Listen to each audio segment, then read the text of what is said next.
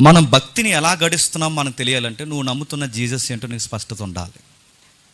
నీ ప్రసంగాలైనా, నీ భక్తి జీవితమైనా, నీ సువార్త జీవితమైనా, నీ సంసారమైనా ఒక్కటేంటి, మన లైఫ్ స్టైల్ మొత్తం మీద మనల్ని గైడ్ చేయడానికి క్రీస్తు దైవత్వం మనకు తెలియాలి. ఆయన ఏంటో మనకు సరిగ్గా అర్థం కాకపోతే మనం ఎందుకు భక్తిని గడిస్తున్నామో మనకు తెలియదు.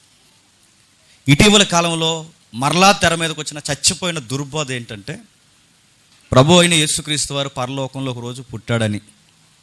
నేను అడుగుతున్నాను, పరలోకంలో ఒక రోజు దేవుడిగా ఆయన పుడితే ఆయన దేవుడు ఎలా అవుతాడండి? దేవుడు అన్నవాడికి పుట్టుకు ఉండకూడదు. మళ్ళీ గుర్తుపెట్టుకోండి, దేవుడు అన్నవాడికి ముగింపు ఉండకూడదు. అంటే ఆయనకి ప్రారంభం ఉండకూడదు, చెప్పండి, ముగింపు ఉండకూడదు. మీకు వెంటనే నేరో మైండ్తో మరి మరియమ్మకు పుట్టాడుగా అనకూడదు. అలా అన్నావంటే నేను మళ్ళీ ఒకటో తరగతిలో జాయిన్ చేయడమే. అది పుట్టడం కాదు. అంటే ఆయన ఎప్పుడున్నాడంటే ప్రభు అయిన యేసుక్రీస్తు వారు చెప్తున్నాడు, అసలు మీ తాతల ముత్తాతల పుట్టకముందే, అబ్రహాము పుట్టకముందే నేను ఉన్నా అన్నాడు. అంటే అబ్రహాము పుట్టకముందే నేను ఉన్నాను ఎందుకు చెప్పుకున్నాడంటే, ఆ రోజుల్లో కూడా ఈయన నమ్మట్లేదు పూర్తిగా, ఈరోజు కూడా నమ్మట్లేదు. ప్రభు అయిన యేసుక్రీస్తు వారికి ఒక రోజు ప్రారంభం ఉందనుకుంటే ఆయన సంపూర్ణ దేవుడు కాదు.